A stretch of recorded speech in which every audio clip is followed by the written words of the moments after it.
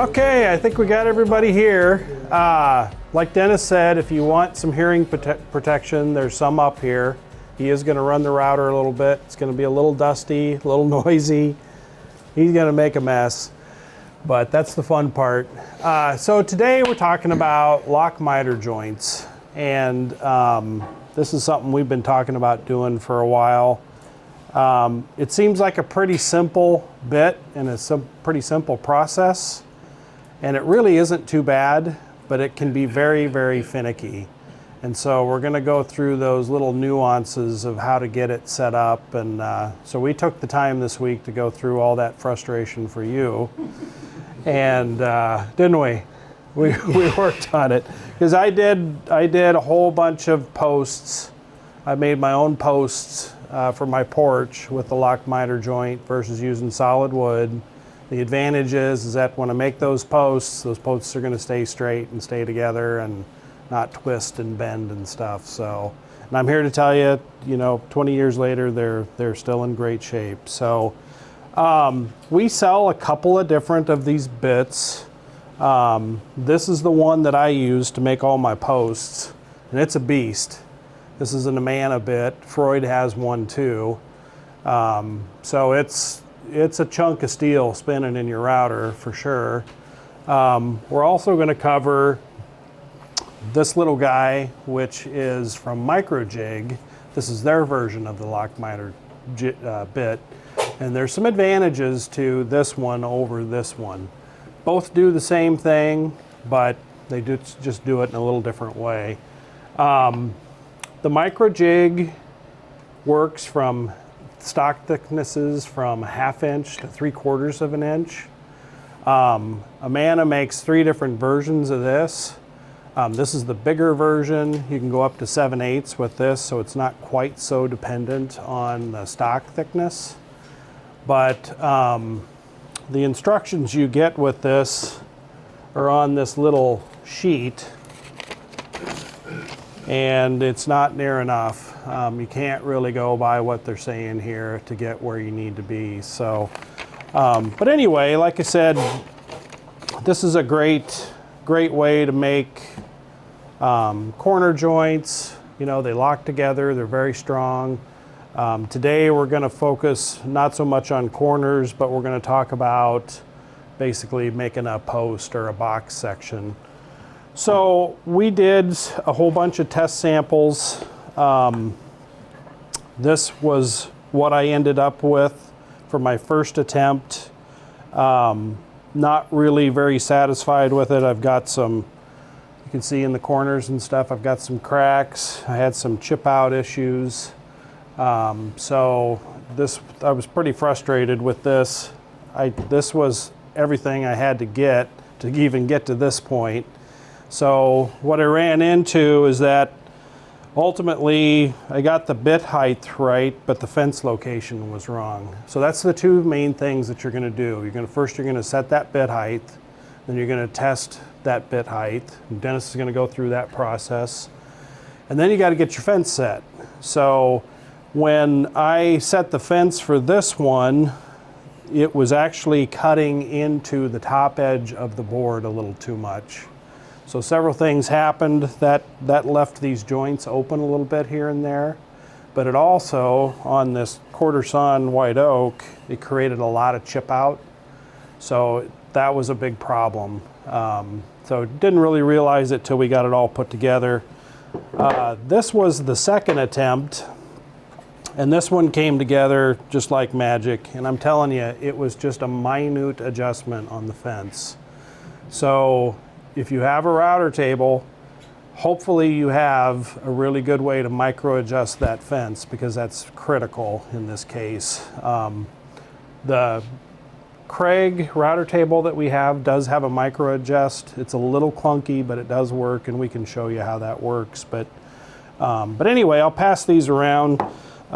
This ended up, maybe I'll just pass this small one around, but this ended up nice and tight and was pretty satisfied with it. Now one thing I'm going to do is I'm going to keep these 2 pieces as a reference guide then.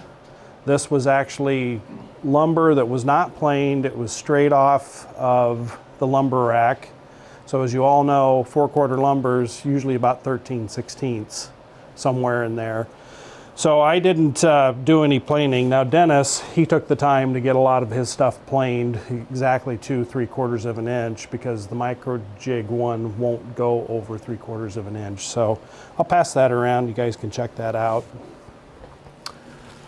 This bit was actually my dad's. It's still my dad's. I never took it back. But he did the same thing. He did a couple sample blocks, put a hole in it, and you can hang it in the wall. So that was kind of a nice starting point. So, you know, reasons to do a leg like this, you know, a lot of these arts and craft guys, you know, they're all about this fleck, you know, and these quarter sawn marks. You know, when you laminate a leg up with like 3 or 4 pieces, the one side's going to give you all that fleck, but that other side's going to give you all that edge grain, which is the face grain in this case with quarter sawn. So you'll see a lot of arts and craft furniture built this way, where they want that fleck all the way around. So anyway, that's one reason to do it. Like I said, I did my posts for my porch. I got tired of going to the home center to try and find straight posts. Or if I did put posts in, they would twist eventually, and that kind of stuff just drives Kim nuts. So anyway, like I said, we're going to start with bit height, and then we're going to show you how to adjust that fence. And Dennis is going to go through all that step by step. The only other thing I will say, going back to the router, is along with a fence that you can micro adjust accurately, this particular router table has a Bosch 2 1/4 horse router in it, which is kind of our favorite router around here for all around things. It will barely handle this bit. So when you run it at full speed, and you do pretty much have to run these things, I think around 11 to 12,000 RPM is the minimum. It was at 6, it was maxed out. So yeah, whatever. So it was actually running a little slow. But when we made the cut, especially in this white oak, that router really bogged down. So we really had to baby it through there. But that turned out to be a good thing, because the slower we went, the less chip out we got too with this particular wood. So if you're thinking about doing this in like birch or any kind of hardwood or not, you probably need to be using a 3 1/4 horse router. So that's, especially with this big Amana, and Freud makes a version of this as well.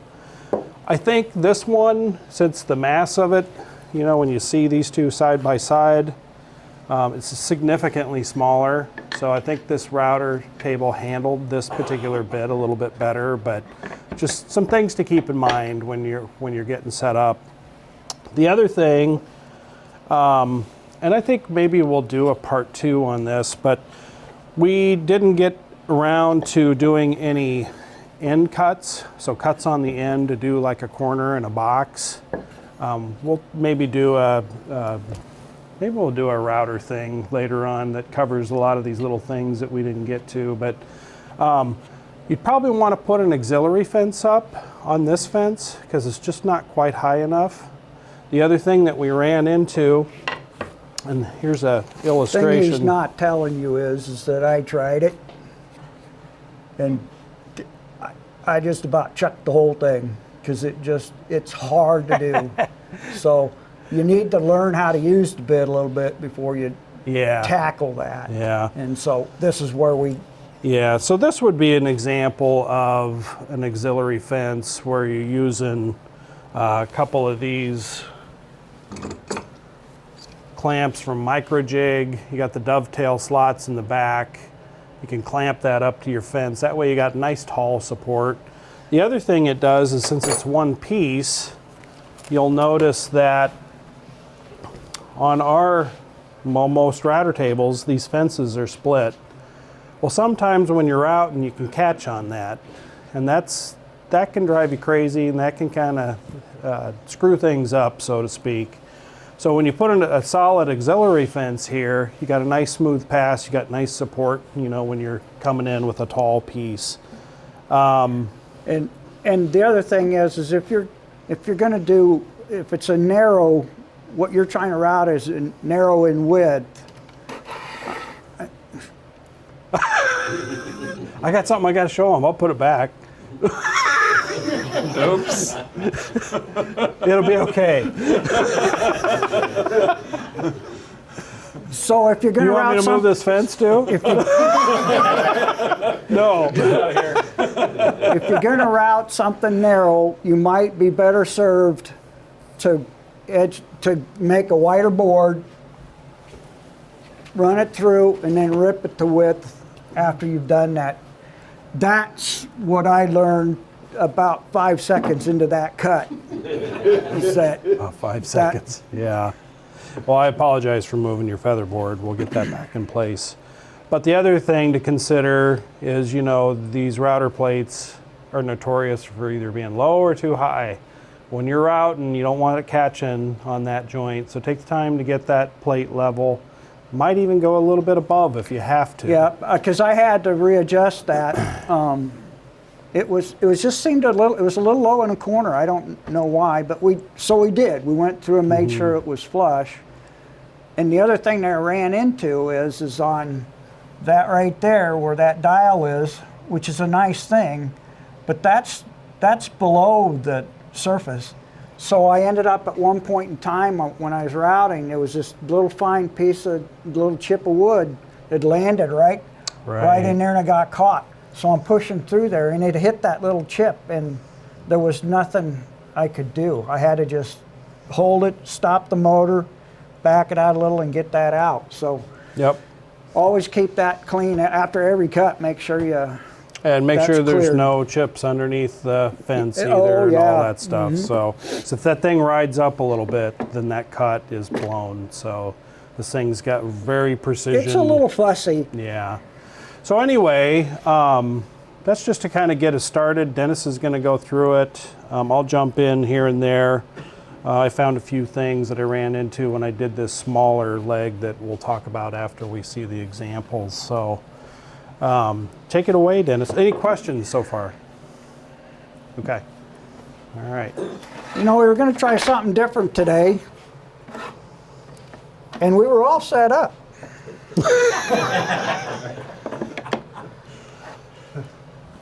And now we At aren't. least see your setup of your setup, So There you go. right? what I wanted to do, I thought, well, let's try something a little different today. To be honest with you, I don't have any experience with this bit other than at about 10 o'clock Thursday, I started milling. And man, there was a little time there where I thought, what are we doing here? And but eventually I got it. And by, I think it was 3:30, I walked in the office and I said, well, this is the best I can do right now. So last night I'm piddling around thinking, I got to make sure this is right. So at 6 o'clock I ran another one just as a test, because what I want to do is I'm going to run some lumber through and then we'll dissect this. So this is where this should be right now. So The other thing, I came in one morning and Dennis had he had some consternation going on. Let's put it that way. did I? Anyway, we were working on test cuts and stuff, and while routing this white oak, I mean, it's a deal, man. I mean, you're pulling a lot of material out. So there's a lot of pressure on the fence, and you're pushing, and well, it caught a little bit and sort of jumped, and the fence moved. So he was in here working the evening before with basically a loose fence. So the clamping mechanism on this needed to be adjusted. And it turns out there's a couple little spacers in there. So if any of you guys have this router table, there's some little white spacers on the inside of the head of this fence. And they fall out notoriously, I guess. Apparently that's a big they do. problem. But anyway, what was happening when he was making those cuts is that fence was moving a little bit, and if that fence moves, then that you're going to blow that cut. So make sure that your fence is locked down good. This is what he's talking about. And I pulled it out of the trash just this morning thinking, you need to see this. You know, there's no sense of me being embarrassed by it. It is what it is. So it sucked, but anyway, that's what he's referring to. And crap happens. So what I'm going to do is just try to cut this and hope to God that nothing changed. So I've labeled these pieces 1, 2, 3, and 4. So 1 and 3 are going to be routed one way, 2 and 4 will be the other, and you'll see what I'm talking about here. And with any luck at all, it's going to come together like that. So now would be a good time for you all to just kind of have a good thought for Dennis. What could go wrong? There It's you in front of a go. live audience. I mean, There's a lot of wood to knock on, I think. I'd probably take that out. So since the featherboard's set up the way it is, obviously I'm going to route that. So that's where I'm starting. So I'll do, it doesn't really matter, but I'm going to do 1 and 3 in the vertical and then 2 and 4 in the horizontal. So I'll have to stop the router and remove that fence. And so, did we all have a good thought? Okay. Then the other thing is that I'm going to route with, because I'm going to say that the numbers were on the outside. So you always want to route with the inside to the face, the inside to the base. So in this case, if I screw it up, it won't matter, but it does matter.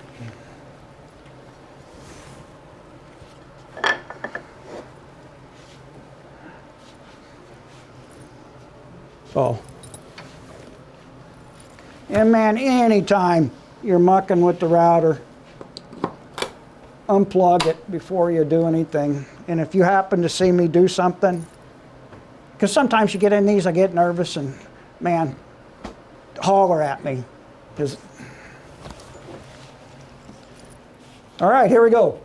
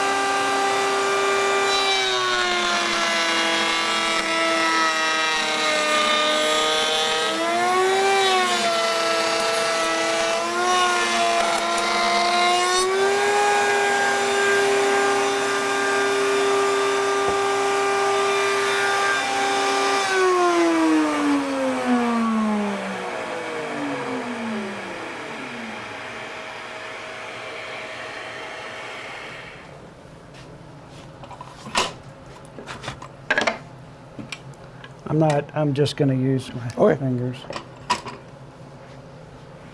All right. so far so good, I think.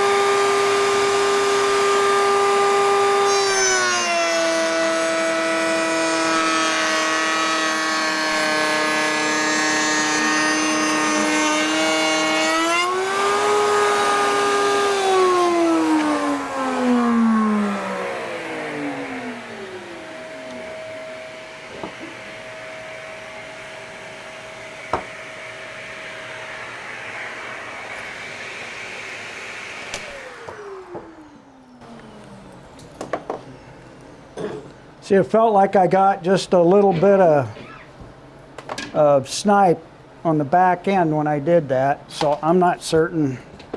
We're going to find out here. Which brings up a good point. It seems like it's tough to eliminate snipe completely, Oh yeah, see? but it's definitely a function of fence position, is what we've determined. And obviously, if you can get some feather boards in there to help, he's working with pretty small pieces here. But my suggestion is if you're making these kinds of things, cut them long, and then trim them afterwards. So just kind of keep that in mind. When you have a split fence, make sure there's no dust behind that second piece. That too. Yeah. Yep. How'd it go, Denny? We were good right up till this number 2 piece didn't. So when that piece was coming through, I noticed Could the you- part by the fence, it was, when you're pushing down, it was actually off the table. Was it? Yeah, Yeah, and you can see that. yep. So there's a chance I could run that through again, and it may work because there's a lot of flat there. Yep. But it feels like that fence is not in quite the right position. The other thing you can do, if those joints aren't going quite together the way you want, you can run them through again. It is going to loosen the joint though.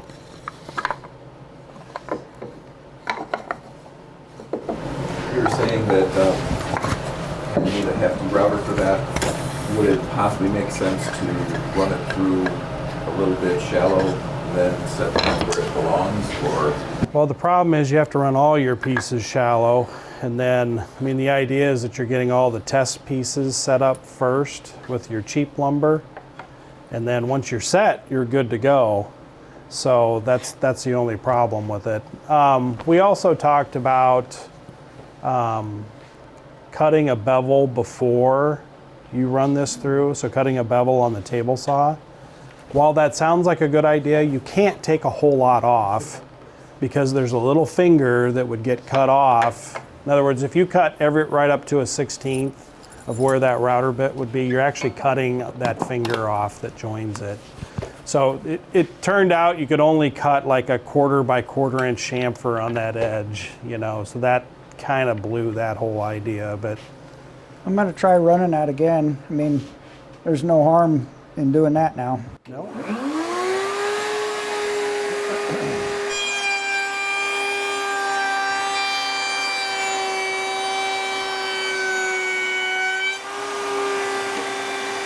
That looked better? It felt better.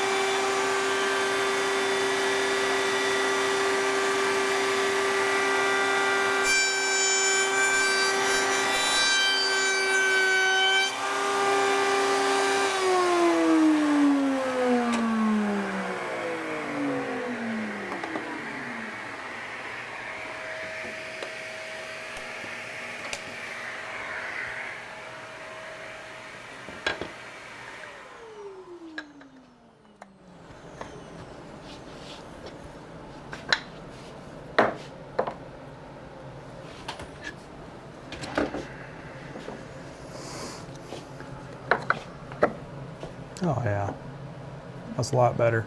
It's better. I mean, that it obviously when I ran it through again, it changed that a little.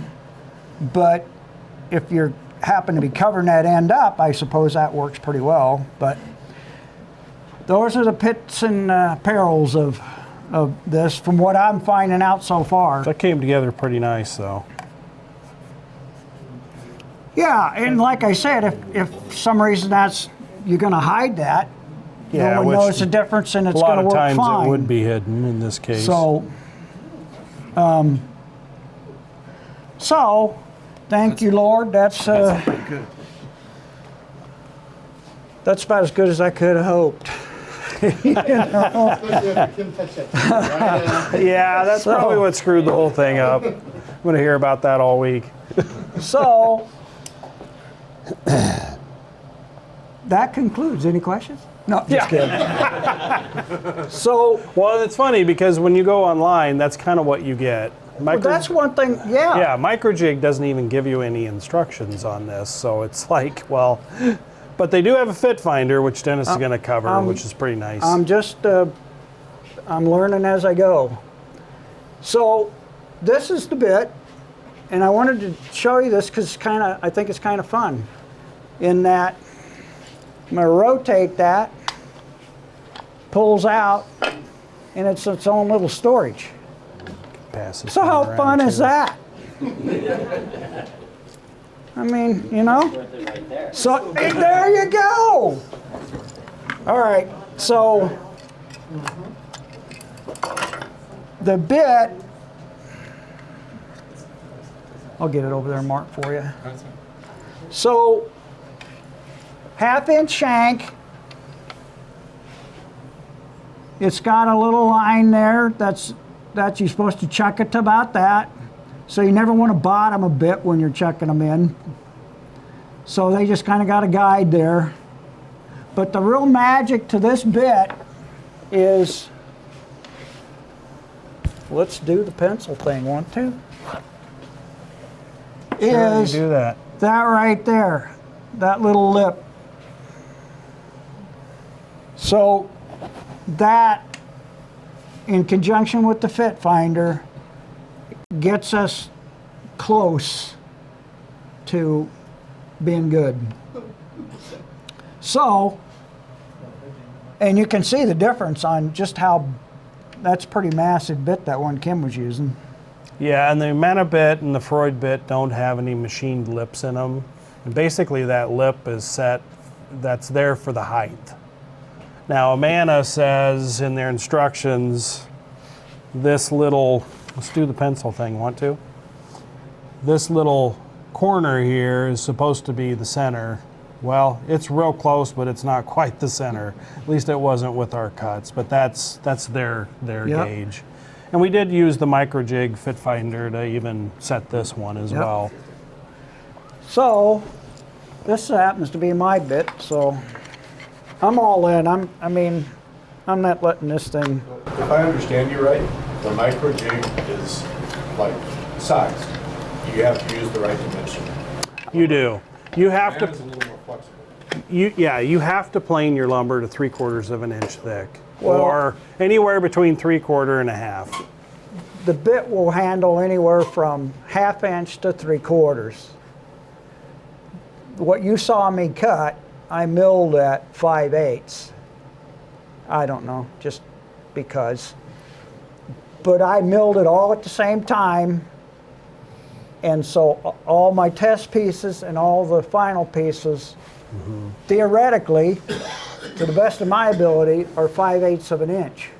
Now a week from now, if I got to cut another piece or mill another piece, I don't know that I can mix that with any remnants I have left over here, because that whole thing about thickness is a big deal in getting that. So, and even Kim, I mean, we have 1/2 inch lumber out there, and I didn't get to it. I was going to try it, but it's milled to 1/2 inch.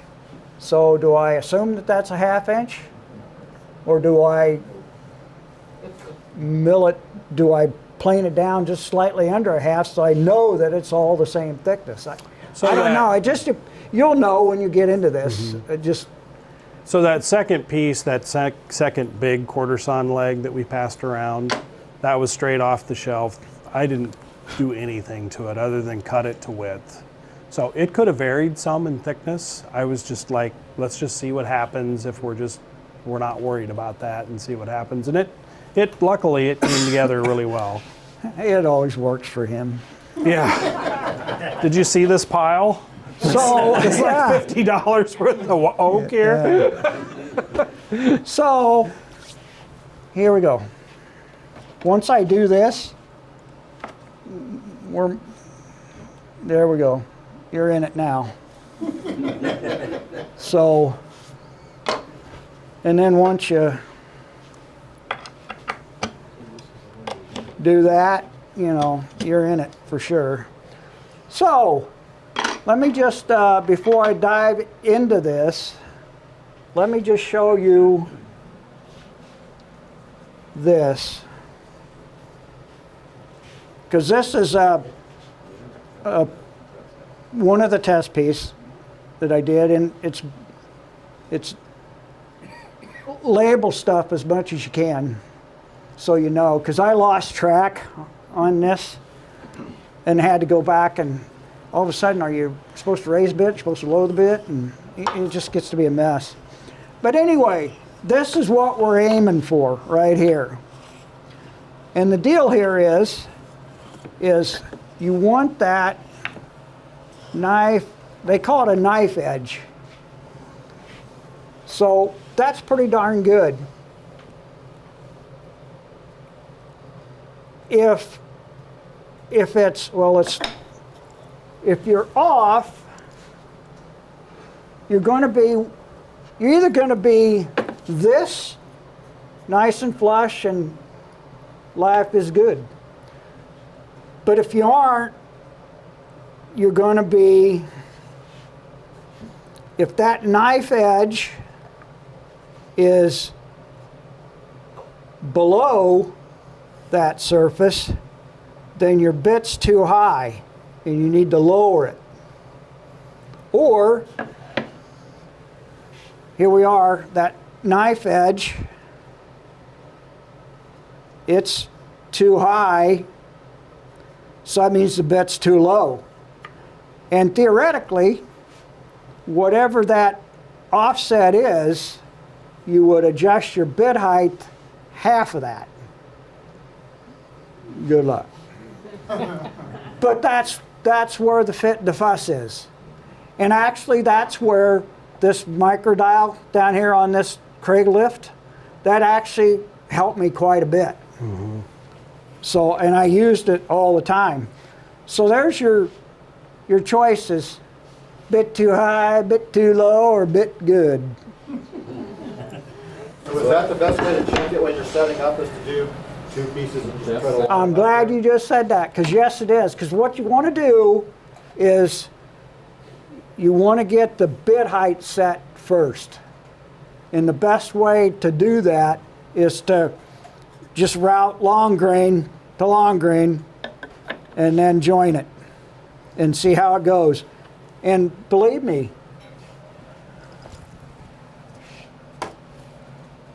this is actually God's honest truth. This is test 1 at 10 o'clock Thursday.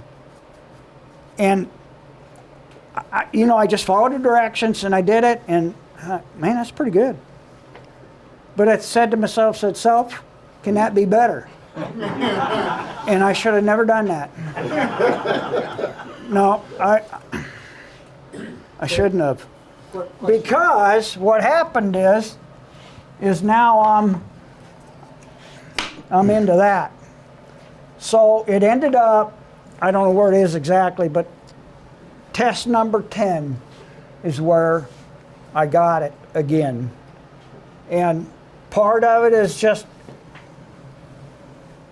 me being stupid, and part of it is me being confused and stupid. So, you know, because sometimes you just, you get confused, and I think I raised a bit instead of lowering it, and then all of a sudden I'm even further off than I was. And, you know, there's just, I guess what I'm trying to tell you is it can get confusing for a while, but you just need to use it. You just got to keep going. So you said when the knife edge is high, lower the bit. How do you know when it's high? Because you flip it around, the edge is... Well, I don't... Depending on which way you lay it, it's going to be high or low. Well, you're routing two pieces basically on their face, and then you're joining them together. It's the one in the same face down. Well, it'll only fit one way, so if the knife edge is sticking up, then it needs to go... If it's sticking up, it should be sticking up no matter if you flip over the piece or... Right. Yeah, Exactly. it does. So, Or the piece is laying flat. Yeah, okay. so, and this is actually, that's actually pretty good. But you can see the knife edge right there, and it's low. So that means the bit's too high. So, but it doesn't matter, I can turn it over like this. The knife edge, it's still too low. So it took me a little while for the wheel to spin on So that. you got to get that height set first. But that's important. Set your bit height first. Yeah. And that's the nice thing about the MicroJig, this little add-on, is that it helps you do that with that little machined lip. You'll have to come up afterwards and take a look at these edges. But what you'll notice is that, well, let me just show you this real quick.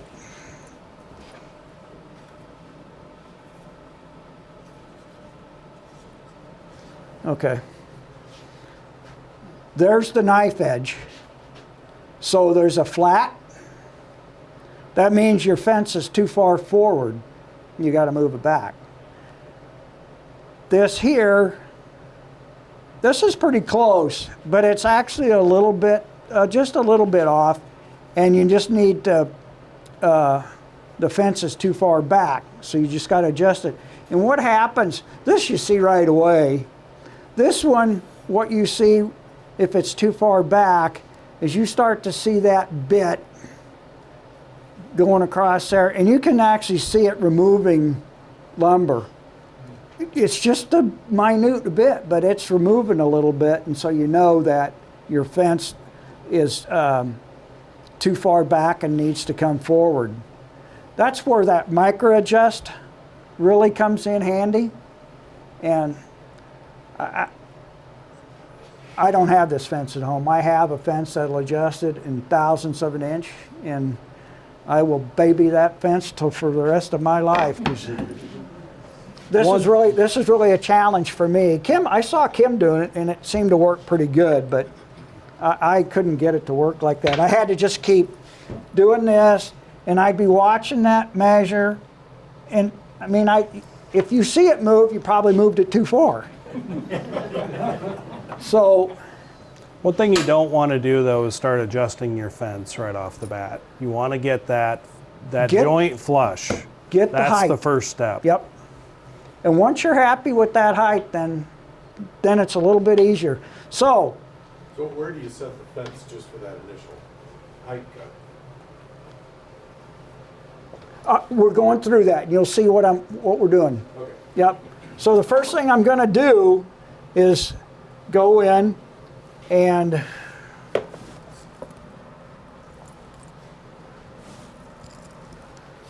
I'm going to use a FitFinder. I'll loosen it here. This is kind of handy. I know I talked about this in the table saw one.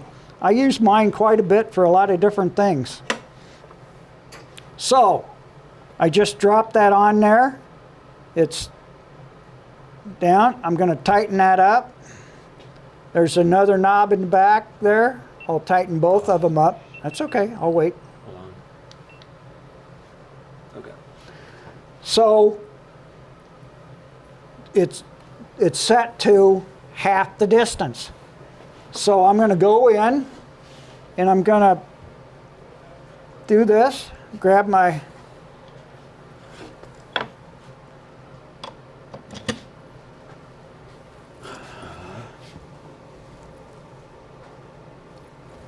and this is, you just got to putz with it.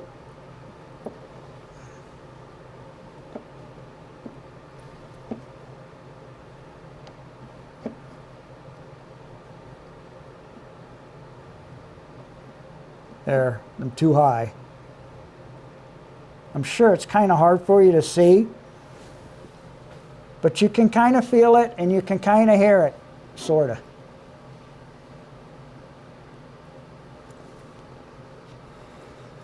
But it's worth spending a little bit of time doing this. I'm going to give that a try right there. The other thing that we noticed, depending on what lift you have, when you go to lock that lift, it may move a little bit. It may bump up a little bit. So check it again after you're done. It seemed like it. Check it again after you're done. See, yeah, it feels pretty good there. So Okay. I'm going to go with it for now. So the next thing to do is to position the fence. Now I cheated a little bit because just in time. So I put tape on here so I can get it fairly close so we're not messing around too much.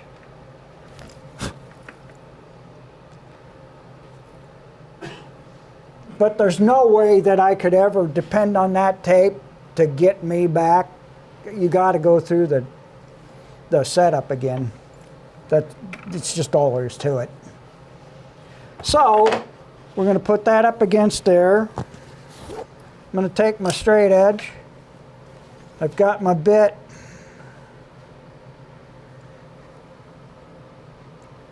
I need to come around here, Mark. I gotta look. I don't know, I kind of hate to mess with it.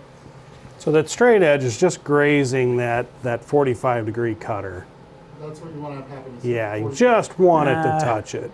There you go, Dennis. There you go. And this is where this, if you had a really nice micro adjust fence, you just do little tweaks, and because it's a lot of back and forth, you know, it's like, I just moved that just I could hardly see it move.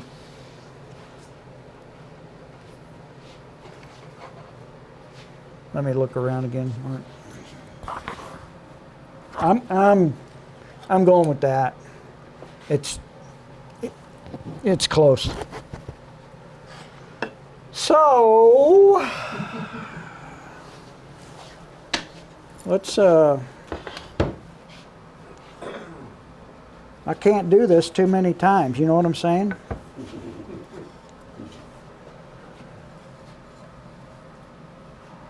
I do have another piece here though, so let's use it too.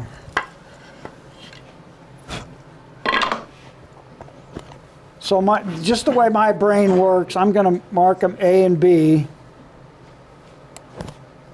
I'm going to cut A first, and then I'm going to bring it over and I'm going to lay it like that, and then I'll cut B, and then I'll turn that around, and that's going to work perfect. But that's just how my brain works. It's all about that knife edge. So, okay, so let's give this a shot.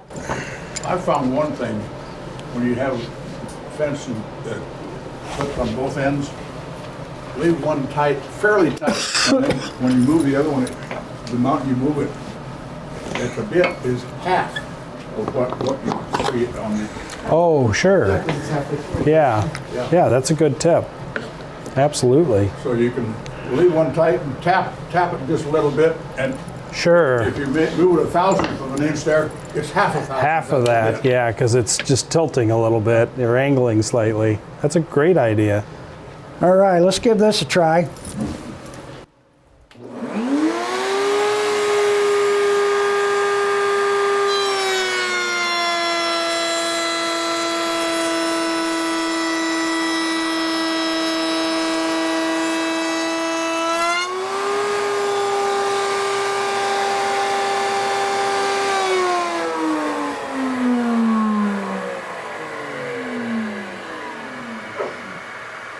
That felt really good. I could see stuff coming off, but I couldn't see where it was getting into that edge.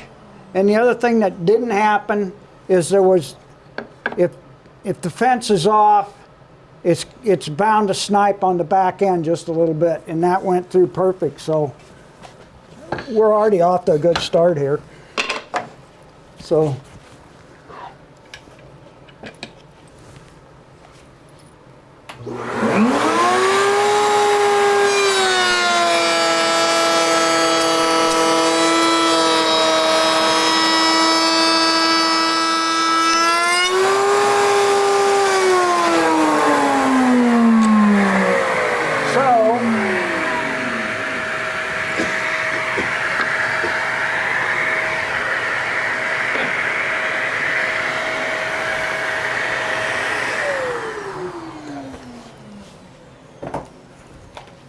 We're close, but we're just not quite good enough. Can you see that it's a little high, so it means the bit's too low. Can you push it up towards the front of that other piece? Oh, sure.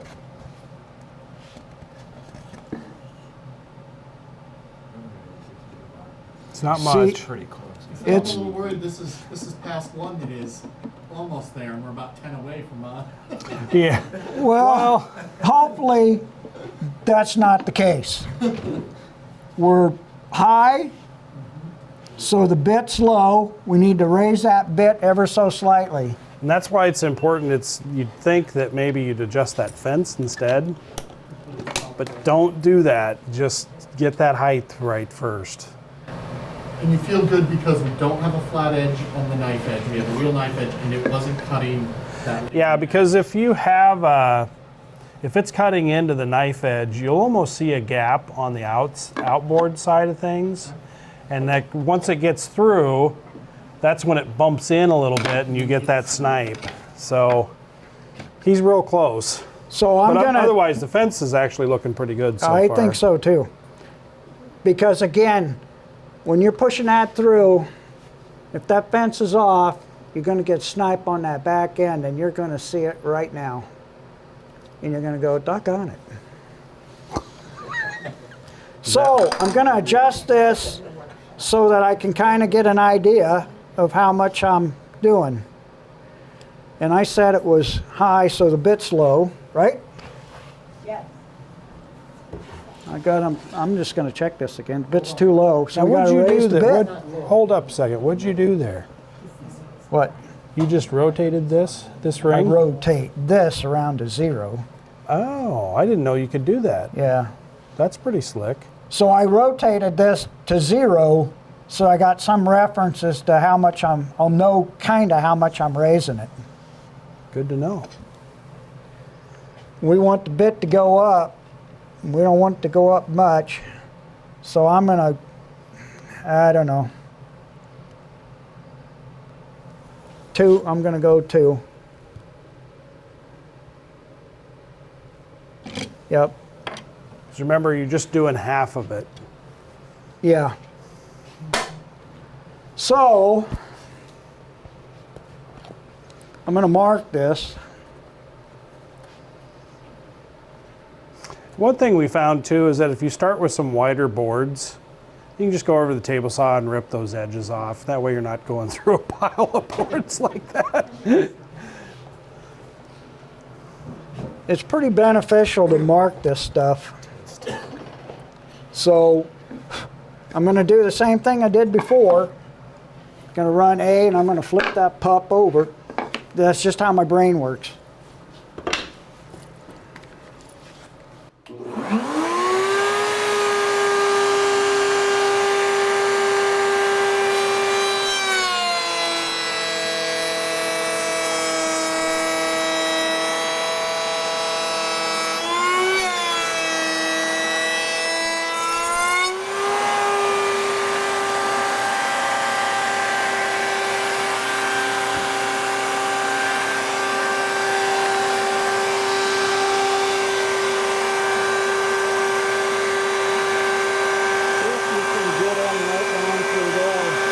Push through and just hold it there.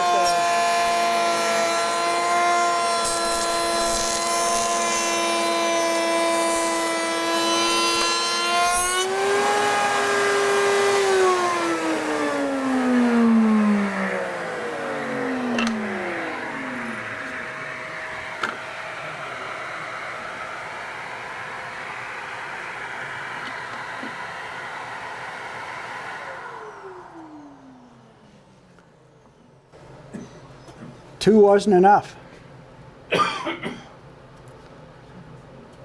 So I need to raise that a little bit more. I'm going to actually just do raise it at least 2 again. So this is the cat and mouse that you do.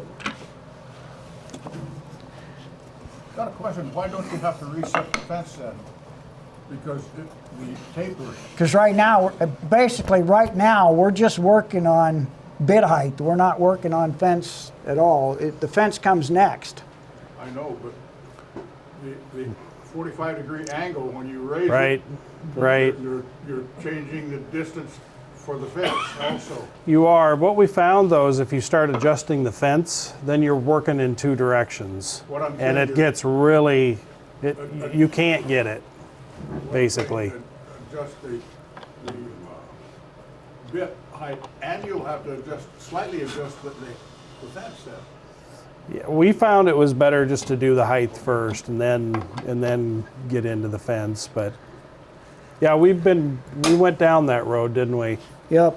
And finally Dennis said, no, Kim, you can't do it that way. We can't fix in 2 different directions. So let me just. And believe it or not, once I listened, it actually came out. Right? Yep.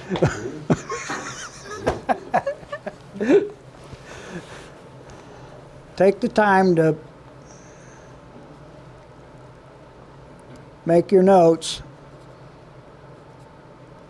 I mean, I should probably be recording how much I'm raising it to, but I can only do so many things. So, I'm going to do this again. Well, I wish I'd have cut this in half. Why didn't I? I bet you'll get it this time. No pressure. You've got these over here. I know. Okay, so I raised the bit just a little bit more. I gotta turn the. Oh gosh, never turned it, unplugged it. Okay. Could you see him when I had him point right down into the bit like that? Like you could see that it wasn't really removing any material off the knife edge. And the one thing I wanted you to see too is that there was no snipe on the back end. So I'm really feeling pretty good about the fence. Here we go.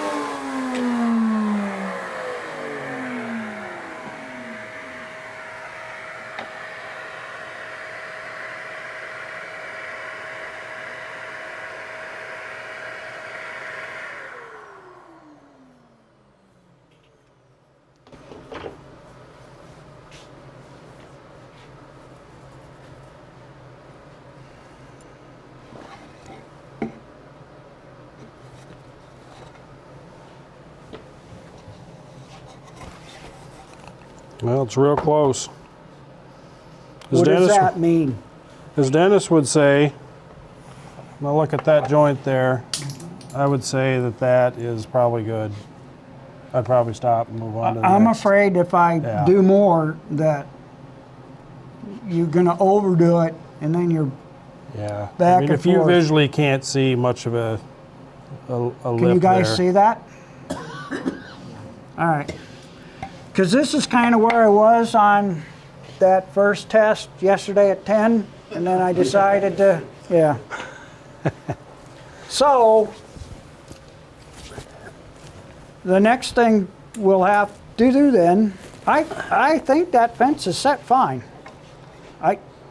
I think we can go ahead and make a cut.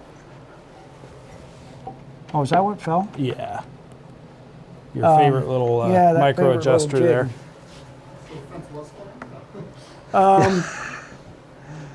Let's just step back for a minute. Any questions how I got where I am?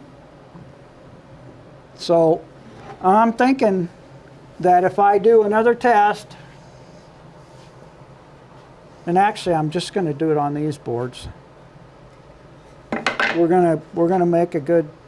It's going to work. So I'm going to do A, just because this is how I think. I'm going to do A like this, and B, I'm going to, actually going to do it like this. And B, I'm going to do on the vertical. And with any luck at all, we're in like a burglar with a key. So what is it you're gaining with the adjustment on the fence? What does it change? I'm sorry, what? What's the fence going to change now that you do this? What are you expecting to see different? I'm expecting to, when I get this done, that's going to come together just fine. I didn't get any snipe on the back end of these, and I've got a real nice knife edge. It's definitely not flat. I don't feel like I think that's the perfect knife edge. I don't feel like when I was doing it that I could see that it was removing material off of that edge. It was just set just right. However, if he's going to make this cut on the edge then with the board standing up, if he makes that cut and he goes to test that joint and it's slightly off, now you have to adjust the fence a little bit. So you're going to test the miter joint now as opposed to the flat joint. Yep. Yeah, correct. Yeah. So I'm going to make this cut. And those adjustments on the fence, if he does make some, that's where we're talking about. It is like less than a hairline possibly, or, I mean, it's a very, very subtle. Your trick with leaving the one end clamped and doing a little tap is, that's a good one. So I'm going to cut this, and I got to stop, put the fence on, and then I'll cut the other piece.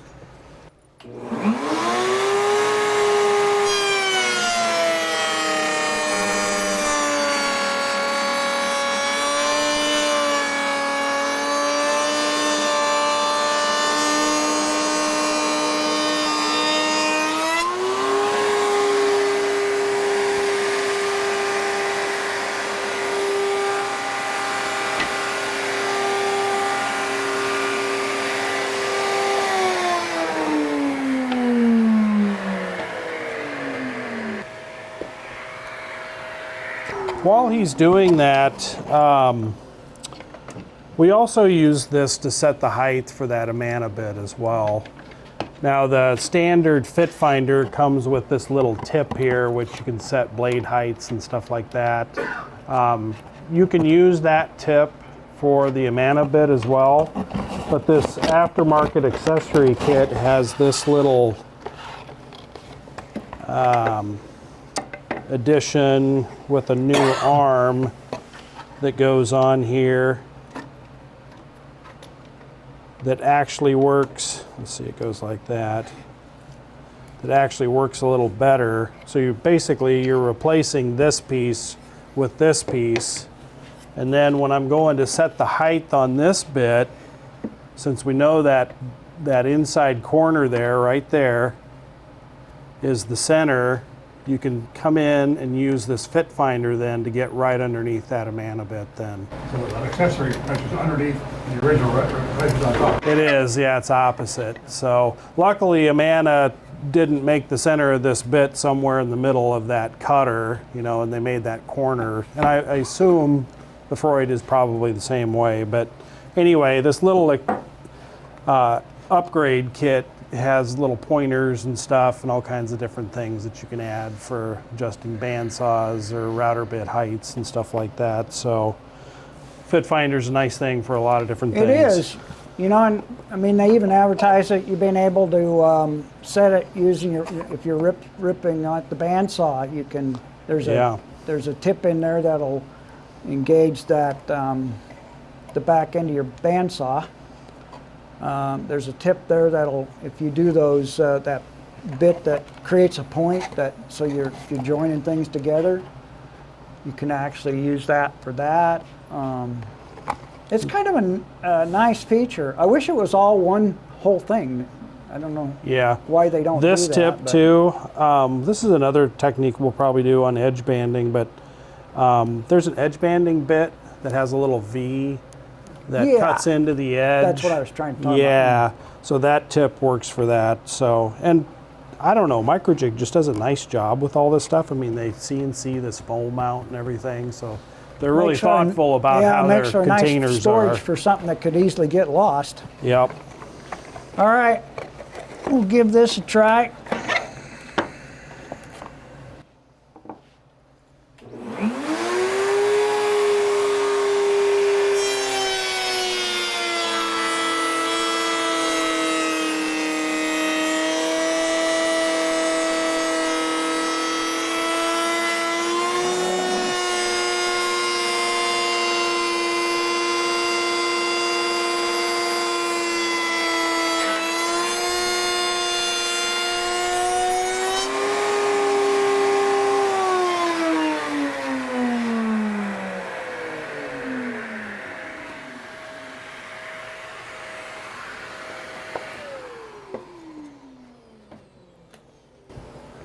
You heard me moan and groan. I probably didn't hide that too well, huh?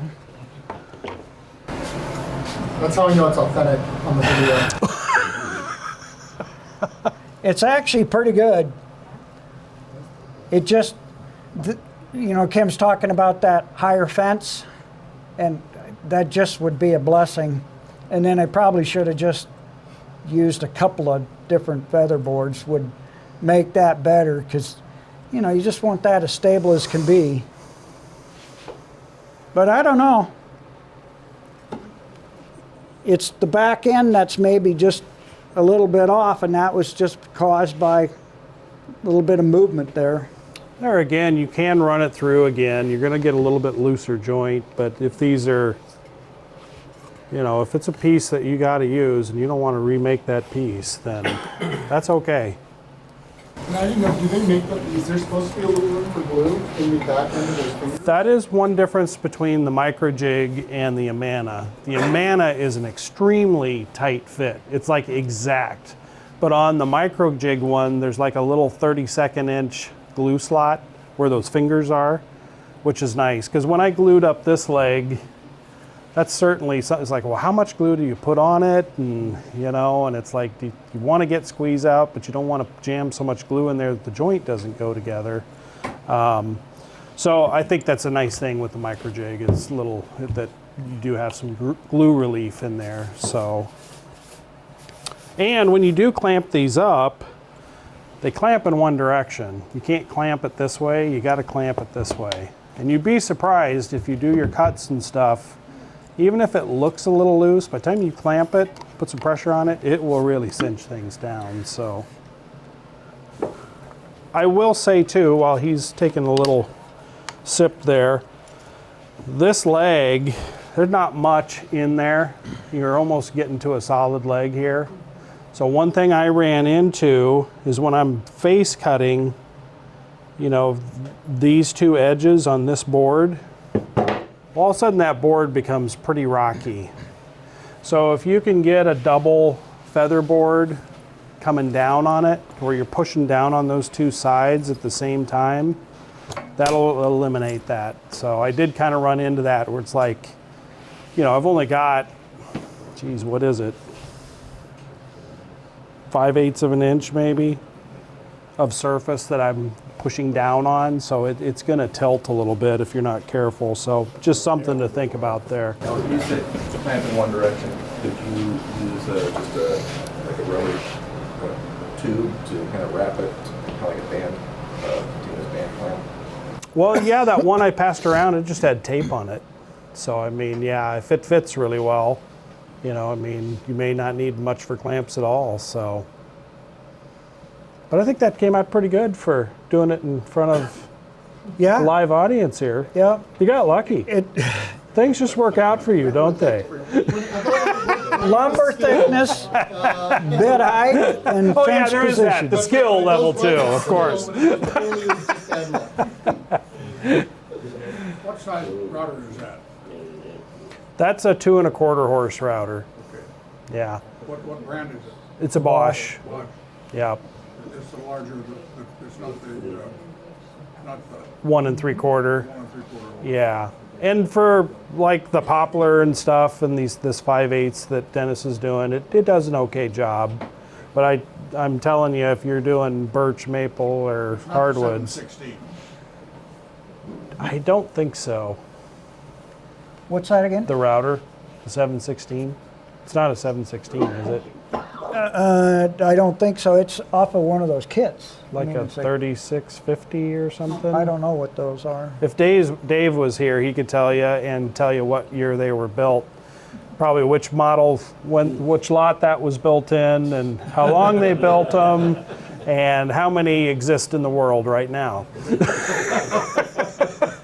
Encyclopedia Dave. Yeah. The one thing I didn't really dive too deep into is, I mean, the whole featherboard thing and whatnot. You know, do what is safe for you. I happen to like this real well. I use this on my planer quite a bit, and that's why I got it. But That leg on the back is really nice. yeah. It keeps your fingers out of the blade. Yeah, but I could have used the Which push is block important. the same way.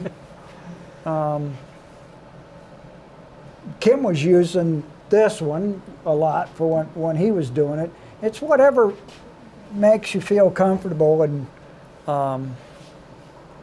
it gets to about that width, and that's about as much as I want to do. It gets too much narrower than that. It's starting to get just a little bit queasier as far as I'm concerned. So, Agree. like he said, and I said, that whole edge grain thing, we'll dive into that some more because I'm not letting this beat me. But just when I did it, it just wasn't. It did not feel good, and therefore it did not look good. And that one, I did throw away. It ain't here to show. So when we kind of work through some of this with that fence and everything, I think that's going to make a big difference. But I also learned that just edge glue boards and get them to the width and then rip them later. That'll make so much difference in how that runs through that bit. So I wish I had more for you. I mean, ask as many questions as you want. I mean, I've got two. One, what is the advantage of the Amana bit over the MicroJig other than it will do wider lumber? Thicker lumber. Thicker boards? I don't know that there is an advantage to it, to be honest. I don't think that there's any reason that you couldn't use it. For me, I guess the advantage would be the thickness. You know, if you don't have a thickness planer, you're just going to be buying lumber off the pile and you get what you get. And so that's almost always going to be over 3/4. So that's going to be a problem for some people. Or if you don't want to take the time to plane things to 3/4. You know, I built some projects once where I was just getting started. I had just got a planer. And the plans all say 3/4 inch thick. So I planed all the lumber to 3/4 of an inch thick and built it. Well, a lot of things kind of ended up coming out looking a little thin here and there because by time you sand it and everything, you're almost a little less than 3/4. So, you know, this got sanded quite a bit after that joint came together because it was a pretty rough board. And so other than that, I don't think there is any advantage. I actually like the MicroJig one better just because it's not so much mass. And I mean, that's a big old bit spinning, and it definitely. Do you mostly work in 3/4 or somewhere around that, or? I'm a planer, so Yeah. I work in whatever I want. Sure. Yeah. Other question, you mentioned a fence that you're going to watch close that moves at 1/1000th of an inch. What type of fence is that? Mine is Jointech, which they're out of business now. I bought that 30 years ago. But it's based on the Incra fence, and I don't think we have one out there, but I'm telling we need one. I'll show you But what. those they have, you can rough adjust them, get them where you want. If it's off just by a little bit, then there's a lock knob. It's either fully locked or it's half locked, which means that you can't move it this way, but there's a drive screw that you can rotate in 1/1000ths of an inch and move it forward or backwards. And Yeah. I baby that fence like nothing else. Incra is similar? I think, actually, to be honest with you, I don't know this for a fact, but I'm guessing that Jointech, took it from Incra. Yeah. And then they went out of business years ago, and they're meant to put on a router table, or you could put it on a table saw. Their big claim to then is, the Jointech was the same way. If you put it on a router table, you can do all kinds of unique dovetail bits and different looks. Box joints and all yeah, that. and all that. Mm-hmm. Yeah, the Craig one basically just has this little knob here, and you butt it up against this extrusion, tighten that down, and now when you rotate this, you can start to see that fence move a little bit. So it's moving, and that's definitely a way to get a micro adjust with this type of fence. Very many people have this router table here. Yeah, there's a few of you. So I don't like that micro. I don't either. Yeah. I use a hammer and just kind of I just loosen one side. Yeah, just do a little tap. Yep. See, I didn't think about that. The next time I'll have to try that. By the way, this fence has been adjusted. You moved it? I moved it. So if you go to cut more,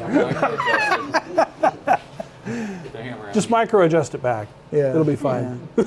Well, I hope that you understand. I mean, once you get it set, do what you're going to do, because somebody's going to come in and move it, Yeah. and then you're done. Who would that be? So I don't want you guys to think, I didn't try to overcomplicate it. I think I explained it pretty much the way I lived it, and I don't have any skill. I'm just a guy. So Yeah, I mean, right. we can, if I can do it, anybody can do it. So it's a nice system just because of that little ledge and that FitFinder that gets you 3/4 of the way there, Yeah, right off the bat. absolutely. And if you just take a little time to figure out that, and then you mess with that fence just a little bit, so it just barely nicks it. I mean, just barely. You're pretty good. And like I said, when you push that through, if it's not, you don't see that removing anything off that knife edge, and then you don't have any snipe in the back end, life is really good. So, The back end, is that the two fences being non-coplanar? well, no, it isn't, but What's the that's the other thing that we gotta make sure is that your fence is flush so that it isn't set for a jointing operation. Basically, it's taking, when the bit's going through there, it's removing a little bit off this edge. Okay. So as you get towards the end, since there's a little bit of a gap between that outfeed part, it bumps in. And then about that last 2 inches or if the so, fence is right, that you last wouldn't inch, have any you know, snipe. hardly any at all. Yeah. And that's why I had Yeah. him put that camera on there so you could see that happen. It didn't move. Gotcha. Right. Yeah, so on longer pieces, if you keep it against the second fence, that shouldn't happen really. It'll maybe less, but it could still be there a little bit. But So if you see snipe, you move the fence away from the bit. No, forward. towards you. Yeah. It's too far back. And we are doing a step-by-step illustrated guide that you guys can have for free on how to set it up. So I was hoping to have it ready today, but it's not. But if you're interested in that, let us know. We'll get that out to you. It's just basically going to be a PDF, but it'll be an illustrated guide that goes through that stuff, you know, well, if I'm getting snipe, you know, which way do I go with the fence? Because that gets really confusing. And like Dennis, I went the wrong way. Well, now I got even more snipe, you know, and now I've got to go back. I've got to go back to where I was and then figure out, you know, so. It would behoove you to to do those sample cuts like I did where it's too far forward and too far back and just keep those so that you, it's a constant reminder. I mean, because, you know, 2 months from now, you're not going to remember, well, that's a little high. Was it too, what does that mean, you know? So just do it and have them and save them. I suppose you could save test cuts, but I don't know. Because that assumes that well, that's lumber is absolutely the same That's what he did. That's what I was going to ask your dad. He had those. Yeah. How did he use those? Well, he planed these to 3/4 for one So thing. he always made sure So that he was yeah. that. Now whether he mic'd them out to 3/4 or not, I don't know. But I know he did these because they were in the bag and it's got his writing on it and something he would do. But so I don't know for him if he knows that he's planing to 3/4, he can just stick that sucker in there and adjust everything. You know, I mean, maybe that worked for him. We didn't try that. No. But and maybe if I wanted to, I could probably save these two and use them as a test and start here. I'd still go through my process and get the bed height. And then that's what I'd do is I'd use my FitFinder to set the bed height. And then take my ruler and check the fence. And then I would check to see how close that is to this. And then your wood to that thickness, whatever it is. yeah. Plane it to exactly 3/4 and you should be good. But like that 5/8 inch, now, the next time I plane 5/8 inch, is it going to be that same thickness or is it going to be just a hair off? Who knows? Right, yeah. And I actually don't know how much difference that makes, if it's like a 1,000th or a 5,000th or 10,000ths of an inch off. I don't know. I don't know exactly where that's going to start to show up, but it will at some point. Yeah. Any other questions? Yeah, before we wrap ask this as up? many as you can. If you're working just with hardwood, would this work at all with plywood? I'd be worried about keeping the knife edge. Oh, you sent in a question, You know, somebody didn't you? had a question about that. I haven't tried it yet. I think maybe Baltic birch might work. It's a bit more stable, a lot more plies. I'd be a little leery on any other plywood just because there's more. As long as you're not voids taking any off that top edge, you should be okay. You should be able to do it with plywood. I'd try it with plywood. I don't know if I'd try it with hardwood plywood because that top veneer is always as thin as they can get it. Yeah. Yeah. I wouldn't be afraid to try it though. I mean, now that you're subject to thickness then too. You know, whether it's 3/4 or not, or slightly over or slightly under. If it's slightly under, then But you're that's fine. why that FitFinder comes in handy, is to find that. Yeah. Yeah. Yeah. We had another question. When you were making narrow drawers 4 inches and you were making cuts holding the sides vertical, how do you control the cuts on a narrow piece? Double-sided tape does not offer much help. See, that's where if he's wanting 4-inch side, that's like a 12 plus board or a 16 plus Starting board with that's longer. been edge glued, and Yeah. and then maybe it's edge glued at 4 inches so that you can kind of rip it right there. Right. Right. It's definitely got to be wider than, because Yeah. I don't remember what mine was, but it was like this, which it might have been 6 inches, and even that was a. You know, going back to that miters on plywood, I mean, doing miters on plywood, that's a tough thing regardless, whether you're doing them on a table saw or whatever. So I think if you just took your time and got it set up, I think it would work fine. And the glue would work okay. Again, I don't know how important the glue is versus the mechanical joint. Sure, sure. Matter of fact, we'll go on ahead and do that. And like I said, I'd like to have another class where it's just like router Q&A. Maybe we'll just go through a whole bunch of different things that have popped up, but we'll try it and see and get back with you on that. So, because I know there's a lot of times where I've wanted to do a miter on plywood, and I dread it every time I do it. And it's, you know, you've got to spline it, and it's a deal. Splining a big piece of plywood is not any fun, you know, because I mean you got to set the blade at 45 and then you got to get it right on both pieces. And so this bit eliminates all that, you know, where you're locking that joint together with the same bit. So I think it's actually a great idea. You should do that. Yeah. Look at those fingers that it cuts, you know, if it was a laminated board, I'm not sure if that would hold or not. I think once it's glued together, it'll be fine. They'll be a little delicate, you know, before assembly, but.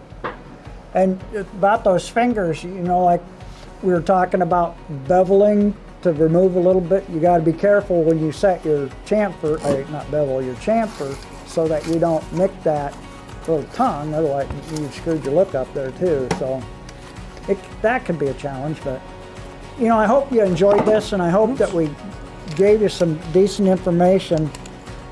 My suggestion would be, if you get one today, don't think you got a finished piece tomorrow or Monday. It's just, you got to practice.